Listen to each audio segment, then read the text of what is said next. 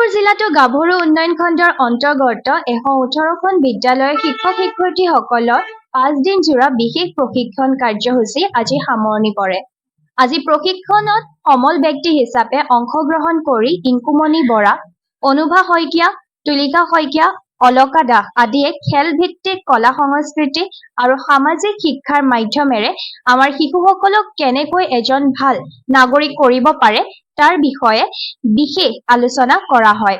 আজি সামৰণি সভাত গাভৰু খণ্ডৰ সমল বিষয়া প্ৰণীতা মেধিয়ে শিশুৰ শৈশৱৰ শৈক্ষিক বুনিয়াদ কেনেকৈ সবল কৰিব পাৰি তাৰ বিষয়ে সবিশেষ জনায়। হয়, আমাৰ গাভৰু শিক্ষা খণ্ডৰ 5টা ভেনুত আৰ্লি চাইল্ড কেয়াৰ এডুকেশ্যনৰ ক শ্ৰেণীৰ শিশুসকলৰ বাবে শিক্ষকসকলৰ প্ৰশিক্ষণৰ কাৰ্যসূচী বৰ্তমান চলি আছে। 6 তাৰিখৰ পৰা আমাৰ 12 তাৰিখলৈকে আমাৰ এই প্ৰশিক্ষণৰ কাৰ্যসূচী চলি আছে। আজি আমাৰ অন্তিম দিন।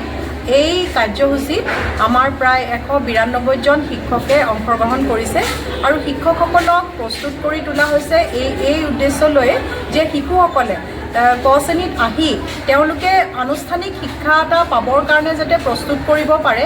যিটো নতুন শিক্ষানীতিটো কোৱা হৈছিলে যে স্কুল ৰেডিনেছ প্ৰগ্ৰাম এটা, যে তেওঁলোকে কেনেকৈ যেতিয়া প্ৰথম শ্ৰেণীৰ পৰা আনুষ্ঠানিক শিক্ষাবোৰ পাব তেতিয়া তেওঁলোকে কেনেধৰণে সেই তাত অংশগ্ৰহণ কৰিব পাৰিব, তেওঁলোকৰ অৰ্হতাবিলাক তেওঁলোকে ভালদৰে লাভ কৰিব পাৰিব, তাৰ কাৰণে শিক্ষকসকলক প্ৰশিক্ষণ দিয়া হৈছে।